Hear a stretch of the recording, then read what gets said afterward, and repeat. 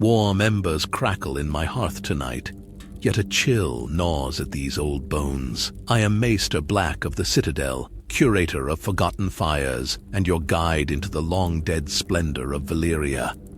Tonight, a voice from beyond the grave will walk these halls of memory. She is Lady Jaenyra Maelerys, once of one of the 40 Dragonlord houses that ruled the Valyrian Freehold. In life, her banners were midnight silk, and her blood as pure as starfire. In death, she is a whisper, clinging to ash. Before we summon her, I must beg a boon of you, good listener. Tell us, in the comments below, what memory you crave next. The forging of Lightbringer, the first sky wars of the Dragonlords, secrets of the obsidian labyrinths beneath Valyria, name it. If Jaenyra remembers, she will oblige. Listen now, the candles wane, the night is long, and from ash, a voice rises. I see you, Maester. I see you with your trembling quill, and your room of ticking clocks. Time means little to a ghost. One Valyrian dusk. Before the doom, every dusk draped itself in embers. The 14 flames, our chain of volcanic gods, glowed red against the horizon, haloing the peninsula in molten crowns. Their fires lit our nights as lanterns, light your halls. I stood on the sky bridge of Myrian marble, one of 1,000 glassy walkways that spider-webbed high above the city. Beneath me, the terraced palaces, obsidian towers, and rune-lit amphitheaters of Valyria pulsed with life. Dragons wheeled overhead, their bellies catching last light like bronze mirrors. The scent was always the same: sulfur, salt, lilac, and smoke. We Dragonlords ruled all we saw. 2 feuding houses riding fire-made flesh. Power was measured not in coin, but in wingspans, in the strength of spells etched into our very bones. Yet do not think us omnipotent. Even we bowed to them. The mountains that slumbered beneath our feet. We named them, fed them prayers and blood, convinced ourselves they loved us back. On my final mortal night, Valyria celebrated the Festival of Embers, when each Dragonlord family lit floating braziers across the summer sea to honor the origin of dragons within our ring of volcanoes. Music echoed over water, harps of carved dragon glass, drums stretched with wyvern hide. Sorcerer priests danced on causeways, scattering ruby dust that fizzed like sparks when it touched stone. My house, the Maelerys, hosted a gathering in the Azure Tower, a spire of blue-black steel that twisted skyward like frozen lightning. Guests arrived on dragonback, wing beats thundering across balconies. Their armor shimmered with glyphs that bent moonlight, robes of volcanic silk trailing ember-colored tassels. I remember laughter, sharp, gilded, careless. I remember tasting volcanic wine, dark and sweet as sin. My love, Lord Maxario, stole a kiss beneath a mosaic of the Dragonlord's conquest of Sanor, a tale carved to remind us of victories bought with fire. None felt the earth tremor beneath our feet. It began as a low hum, almost musical. Cups rattled, flutes wobbled off-key. Far below, in the bowels of the peninsula, minds burrowing beneath the 14 flames quivered like beasts in slumber. The air tasted of copper. I stepped to a window carved from smoky quartz and stared east toward the mountains. A crimson breath exhaled from their throats. Not an eruption, something subtler, like coals stoked by an unseen bellows. Did I warn the others? No, we were Valyrian, masters of sky and stone. The mountains obeyed magic older than memory, or so we believed. Dragons, sensitive to every heartbeat of the earth, grew restless. My own mount, Cindereth, coiled around our tower, thrashing her wings against obsidian buttresses. Sparks rained down, servants scattered. Still, the revel continued. Music louder, laughter sharper, as if volume could drown dread. I pressed a palm to Cindereth's scales. They vibrated with terror. She hissed, eyes reflecting distant flames not yet risen. I whispered a calming hymn. She roared, and in her roar, I heard prophecy. run. But where could a Dragonlord run when the world itself was our throne? When I was 12, a white priest of the Shadowlands visited Valyria. He whispered of a dream. Your mountains shall weep molten blood. Your dragons shall fall like cinders. Your empire shall choke on its own fire. We cast him into the sea. The memory returned then, unbidden, curling around my throat like smoke. I looked back at the banquet. Lords Freeholder toasted each other with liquid light. Ladies twirled in gowns of living flame. Jesters performed illusions of dragons hatching from pearl-white eggs. Miracles marked as parlor tricks. None saw doom looming above like a second moon. Yet in that moment, Maester, I felt the continent shift. An ancient, colossal shrug. I feel your cold, Lady Jaenyra. Listeners, attend. What she speaks of next is the first crack of the doom, when mountains learn to scream. The music faltered, just a beat, a skipped breath, and every goblet on every table shivered. Our palaces of glass and obsidian, thought eternal, quaked like houses of straw. Some laughed it off. Only the earth, yawning after too much wine, jesters cried. Others pressed palms to stone balustrades and felt the faint, pulsing heartbeat of the world quicken. My dragon Cinderith shrieked from the tower crown. Her cry rattled chandeliers and shattered 100 crystal flutes. Then from the east, a flash, white as forge fire, split the horizon. Silence swallowed Valyria whole, so loud it hummed in my bones. A moment later, the 14 flames roared as one. Every hill for 500 miles blew apart in fountains of ash, smoke, and molten stone. The skies turned black, but black was only the beginning. Did I run? Dragonlords do not run. We saw, but this time, the sky bridge buckled beneath my boots. I saw the pavilion of echoed banners, a marble colonnade painted with murals of our victories, fold in upon itself like a child's toy, crushed beneath a boot of fire.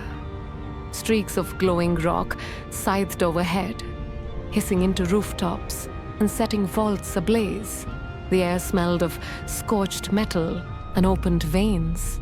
A shroud of obsidian the size of a war galley skewered the plaza of the freeholders, pinning lords and ladies beneath its jagged edge. We had no word for meteor. Our lexicon had never conceived of the sky itself becoming weapon. Dragons filled the heavens, a storm of frantic wings, but panic made them clumsy. I watched Vakaros, the steel grey, collide with his rider's sister worm. Both careened in spirals of flame and broken bone. One struck the temple of 1,000 scrolls, toppling its dome into the burning harbor. Another plunged headlong into the sea of sighs, sending up a hiss like a continent-sized kettle. Even the dragons, the children of furnace and magma, could not bear the newborn inferno above. Below, the city I loved unraveled. The Azure Tower, once my proud home, wept blue-hot tears, its enchanted steel melting in rivulets down the facade. Sorcerer priests flung desperate counterspells, neon runes streaking the smoke-choked air, but magic splintered against the raw might of the mountains. Do you know what it sounds like when stone screams? It is the sound of millennia of pride, crumbling in a heartbeat. Balconies ripped from foundations, sending silken revelers tumbling into chasms, opening beneath their feet. I glimpsed Lord Gema Uririan, head of a rival house, dragged into the sky by his own dragon, as rivers of fire swallowed the streets. His last act was to laugh wild and defiant, before dragon and rider vanished in a blast of molten glass. We were conquerors who believed ourselves unbreakable. In truth, we were children playing at gods. I fled toward the western promontory, seeking the wind lifts that could launch a dragon skyward. Across the bay, the Valyrian peninsula splintered, whole districts dropping into the smoking sea. The water's turquoise moments before now boiled crimson, thick with ash and oil slick with blood. Geysers of superheated steam erupted through the surf, cooking men alive in their bronze breastplates. Ships of Valyrian cedar caught alight before they could raise sails. Screams echoed from sailors who leapt overboard, only to find the water hotter than any cauldron. Torches flickered, then died. The sun itself vanished behind an avalanche of black clouds. Day became night, night became bleeding dawn. And over it all loomed the largest of the 14 flames. A mountain split down its core. From that wound poured a river of magma wider than the Rhine. It flowed like a living serpent toward Valyria's heart, devouring aqueducts, libraries, men and beasts, without care. I remember thinking, if the gods ever loved us, they have turned their faces away. Some say the doom was punishment for hubris. Others claim rival Dragonlords shattered the wards that bound the volcanoes, hoping to harness more power than their kin could imagine. Truth? I cannot give to you truth, only what my dead eyes witnessed. I saw blood mages gathered at the Hall of Binding, chanting counter spells, with voices hoarse from smoke. Their circles of runed silver melted around their ankles. Fusing them to the floor, they screamed, not for fear, but for failure. I saw the grand stair of the Freehold, 1,000 steps carved from night-black glass, crack into shards that tumbled like thunder through the Boulevard of Heroes. Statues of dragon riders, marble effigies of my ancestors, toppled, shattering into dust, finer than flour. We had chained the sky and thought the sky our pet. It broke free, and those chains became our coffins. Cindereth circled above, blinded by ash, wings ragged from heat. She should have fled east, where sky still hinted blue, yet our bond, which sorcery forged and love tempered, tethered her to me. I shouted her name through a storm of cinders. She answered with a howl that rattled the sundered streets. She would not abandon me. A wave of molten rock burst from a ruptured cellarium, tearing a scar across the promenade. I leapt, barely clearing the flow. Rubble rained, columns toppled. Still I ran, driven by a hope as fragile as feather glass. If I could mount her, perhaps, just perhaps, we could rise above the ruin. But as I reached the shattered balcony of the wind-lift spire, the tower lurched. 50 feet of sculpted obsidian broke away beneath me, and I plummeted into a void lit only by the glow of magma below. Cindereth dove after. She caught me mid-fall, talons closing, gentle as dew around my waist. For one heartbeat, the world stilled. Dragon and rider reunited against the chaos. Then the earth erupted anew. So violent, it hurled her sideways. A fountain of flame punched the sky, engulfing us. I felt heat beyond heat. Flesh turned to vapor, bone to black glass. My last mortal sensation was her song, a keening note of despair that echoed long after breath and blood failed. And then, nothing. Nothing until the cold, an endless, terrible quiet, broken only by the distant rumble of mountains still feasting on our folly. I drifted above the blazing wound in the world, watching my own charred remnants tumble into the sea of fire. Dragons no longer ruled the sky. They fell through it as sparks from a dying hearth. Whole clutches died mid-flight, wings crisped to skeletal lattices. The creatures we'd shaped into symbols of eternity perished in moments. Even their mighty hearts forged to hold flame, could not outlast the mountain's wrath. Valyria, empire of daylight, empire of marvels, had become a mausoleum, lit by its own burning bones.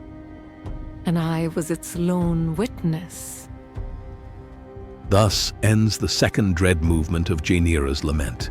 We have watched mountains scream and dragons die, yet the night is not yet done. Return for part 3, Dragons Falling Like Cinders, where our ghost will linger among the ashes and reveal secrets lost beneath molten stone. Until then, scholars and dreamers, leave your questions below. What truths do you seek? What shadowed corner of Valyria shall Jaenyra illuminate next? I rose, though I no longer possessed wings, nor flesh to feel the heat. The peninsula beneath me heaved like a wounded leviathan. Every hill for 500 miles had burst open, vomiting columns of molten stone that clawed 1,000 feet into a sky gone black-red. Red clouds, charged with rock dust and sorcery, snowed razor-sharp shards of dragonglass. They drifted through ruins that moments before had been gardens and colonnades, slicing silk awnings to ribbons, flaying men and marble alike. Below, lakes boiled or turned sickly green with acid. The sweet fountains of the Palatine court frothed into poison. I watched slaves and senators alike claw their throats as steam peeled skin from bone. In that hour, Valyria was no empire, no miracle, merely matter meeting fire. You wish to know of dragons, those proud heralds of our might. Picture a hawk struck mid-flight by unseen arrows. Picture the hawk's body breaking air, wings folding like tattered parchment. So fell the children of flame. Even the oldest, Cardax the Crimson, wingspan 300 feet, spiraled earthward, scales sloughing like molten coins. One slammed into the Grand Canal, turning emerald water to a bloom of steam and blood. From dawn to Tyrosh, those who looked eastward saw a night of blaze, not with stars, but with great burning shapes tumbling like cinders. Dragons die hard, the saying went. That night, they died in scores. I drifted through a hurricane of wings and fire, hearing their dying shrieks ripple through worlds both living and dead. The sound rattled the vault of my ghostly skull, proof that even without ears, memory can bleed. Our sorcerer engineers had anchored sky bridges with gemstone wards, bound lava ducts with glyphs pulsing violet, raised palaces on columns of frozen lightning. They believed sigils chiseled into bedrock could leash volcanoes, could command the pulse of the earth. The doom laughed. Wards fractured, their rune light flaring once, twice, then guttering like snuffed candles. Entire districts, Gemaro's Crescent, the Sapphire Yards, the Vault of Teeth, plunged into newborn chasms, swallowed by flame or boiling sea. In the Hall of Binding, the last 9 magisters chanted in unison, carving counter runes with daggers of gold. When the stone floor split, their circle collapsed. A pillar of red glass impaled them, fusing spell and flesh into a single grotesque monument. No magic endured. That was not the mountain's own. Even in death, I tasted the terror carried on the wind. The collapse of empire would not end with Valyria. Beyond our charred horizon, free cities readied swords. Volantis sharpened ambition. Sohor forged dark alliances. The dragon's heirs would kill one another for scraps of a fallen crown. That age would be called the Century of Blood. Yet here lay the epicenter. And in this furnace, every Dragonlord present withered to ash. Those few in Lies or Tyrosh met daggers and riots soon after. No phoenix rose from these ashes, save a lone lion called Targaryen, fled 12 years before upon the wings of a dream. I felt jealousy even in unlife, a hot coal in the hollow where my heart once beat. Through the veil of smoke, I found Cindereth again, or what remained. A skeleton, great ribs glowing orange, jutted from a canyon of cooling glass. And that cavernous chest, the heart that had thrummed like a forge, lay cracked, oozing rivers of obsidian blood. Near her skull, half melted but unmistakable, rested the ring Mexario once slid upon my finger. Somehow, in final plummet, she had curled her talons around it, shielding token and memory alike. I knelt to knees, no longer bent, and sang a lullaby from childhood, a Valyrian cradle song about stars swimming through dragonfire.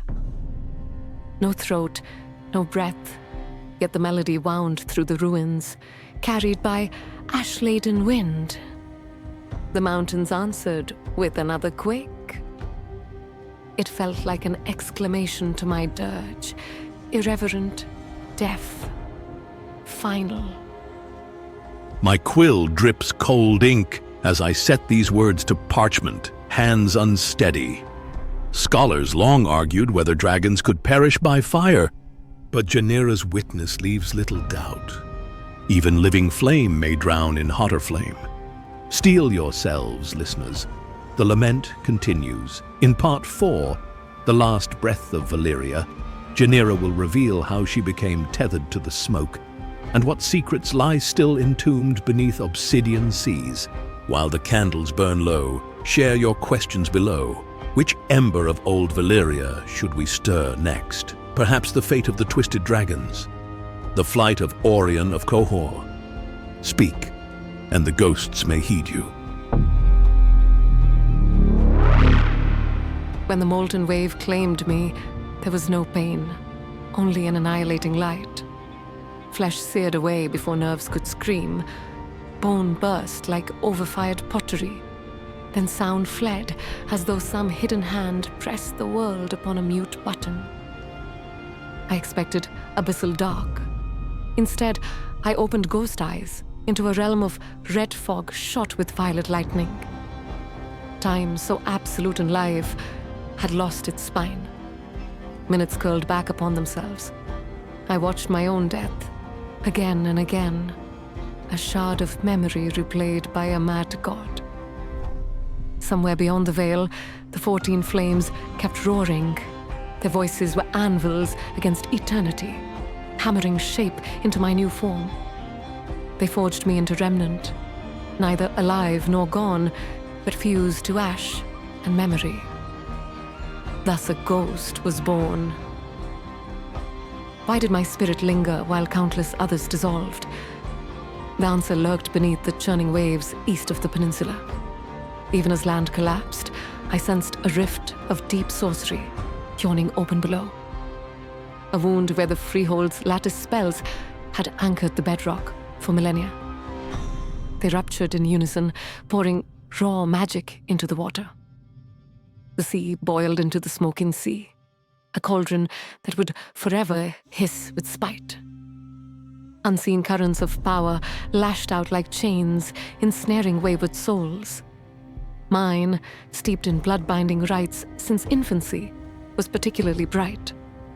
I felt myself tethered to Valyria's bones, condemned to circle its grave until memory rotted. I tried to rise, to drift across oceans, but every league away yanked me back like fish on a line. I belonged to the doom now. Its herald, its historian, its prisoner.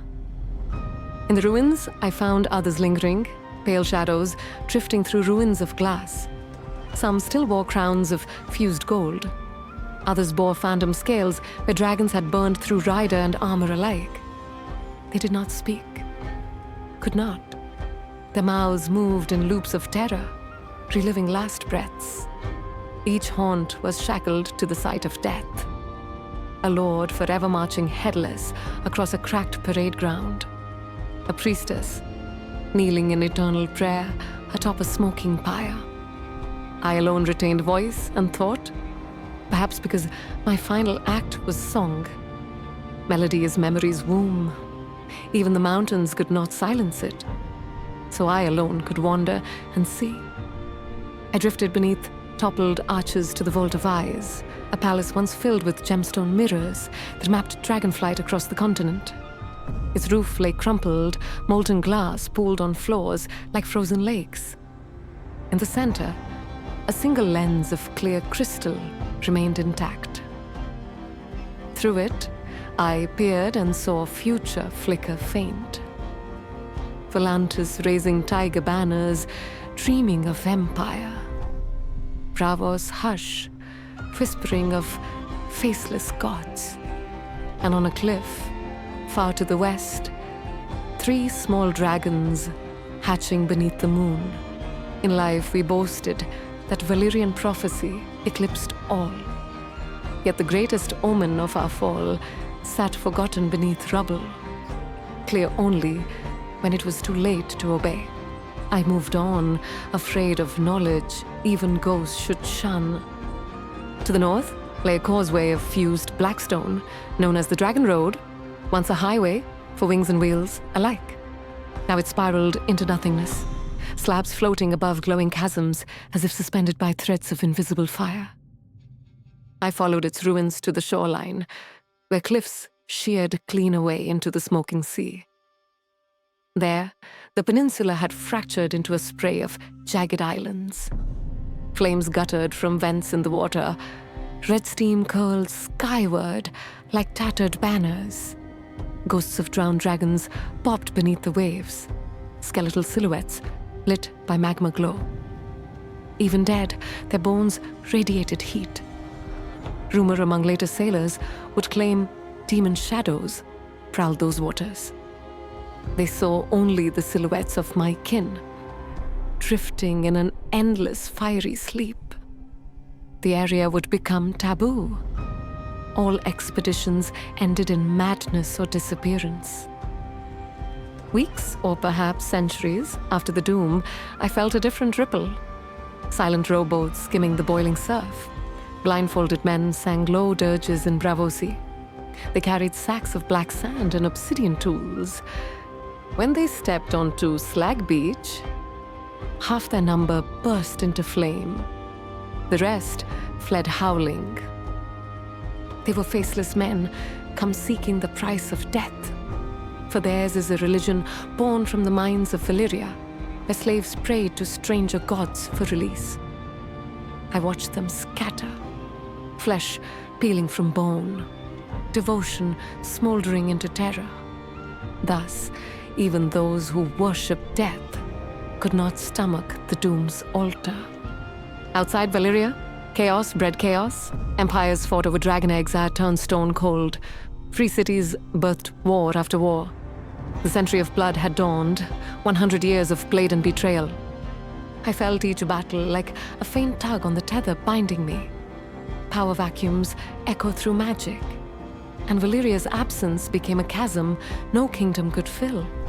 Blood spilled across Essos, the way lava spilled across my homeland. Unstoppable, indifferent. In the smoldering hush of what was once the grand amphitheater, I knelt amid ashes. 10,000 seats, where crowds had cheered dragon duels, now formed a bowl of silence. Above sky glowed ember red from unending fires. I vowed then, let my voice carry warning to any who would wield fire without wisdom. Let memory outlive bone. If no one else will chronicle the folly of gods, a ghost must.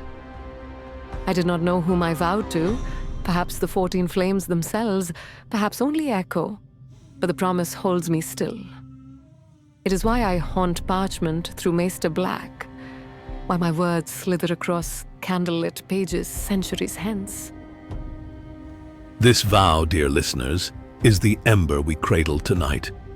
We have followed Jaenyra from molten death to spectral witness, from shattered dragon roads to prophecies entombed in glass.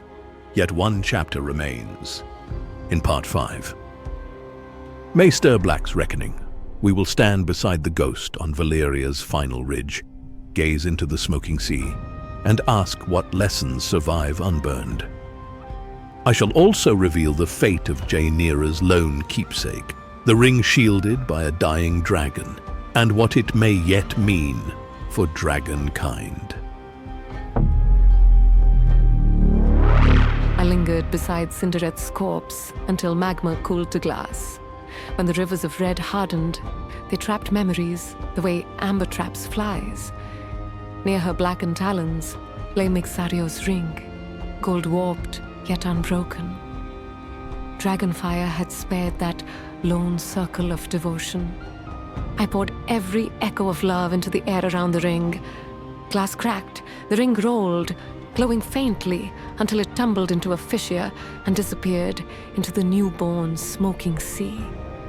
There it remains, lost beneath waters so cursed that entire Volantine fleets later vanished, seeking Valyria's spoils.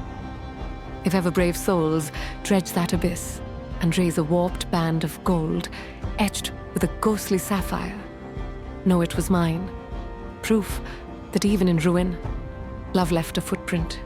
The years or heartbeats passed. I watched Bravos and Cohor shun the demon-haunted peninsula.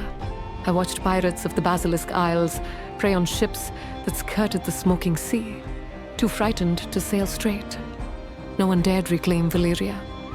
Every expedition ended in madness, flame, or silence. Valyria became a warning, a wound on the map. Children learned to draw dragons, but they shaded them with ash now, and spoke the name Doom as one might whisper plague. Once, only once, a silver-haired girl on Dragonstone knelt before a candle, praying for guidance. Her blood remembered mine. Across sea and centuries, I felt the tug. I answered with a shiver of candle flame, a murmur of forgotten words. Fire is a sword with two edges. She did not understand. Prophecies seldom bloom in daylight. I could do no more. The tether yanked me home, to molten cliffs, to skies forever bruised with smoke, to the quiet company of dead dragons. I close my eyes and the chamber chills, as if winter touches Old Town itself. Hear me, keepers of lore. We stand at the end of Jaenyra's lament, but not at the end of her purpose. Let us glean what embers of wisdom still glow amid those ashes. Hubris hews its own tomb. The Dragonlords chained volcanoes with glyph and blood until the earth replied in kind. The 14 flames rose 1,000 feet into the air, red clouds raining dragon glass, and even dragons perished mid-flight. Power vacuums drink blood. With Valyria gone, Essos birthed the century of blood, 100 years of shifting borders and slaughter. Empires seldom fall alone. They drag neighbors into the grave. Memory outlives marble. Though lakes boiled and temples fell, a single ghost, and now this parchment, preserves the truth. Ruins may keep better counsel than crowns. Scholars take heed. Currents of the smoking sea sometimes spit glassy shards upon the shattered dragon road. If ever you find a twisted circlet bearing a faded sapphire, treat it with reverence. For in that stone sleeps the final heartbeat of Cindereth, last song of Jaenyra, and a warning older than Aegon's dream. Should a future dragon rider claim it, may they remember, what is forged in love can drown in fire, yet love, too, can outshine embers. Jaenyra, daughter of midnight silk, witness of skies that bled, I thank you. Your voice has guided us through revel and ruin, through scream and silence. May these pages grant you the peace Valyria denied. Remember us, not for crowns of flame, but for songs whispered to dying dragons. And if you ride fire, ride gently. Viewers, the flame passes to you. Which shard of shattered Valyria should we unearth next? The legend of Orion, last Dragonlord of Valyria, who dared reclaim the ruins, the cursed Volantine fleet that vanished into the mist, Or secrets of Valyrian steel still humming with half-remembered sorcery? Tell us in the comments. Your curiosity decides which ghost takes the lectern tomorrow. If this tale has kindled wonder or dread, strike the like dragon glass sharp and subscribe so the Citadel's bells ring you to our next gathering. Until then, keep your quills keen, your torches higher, and remember, fire is a faithful servant, but a terrible king.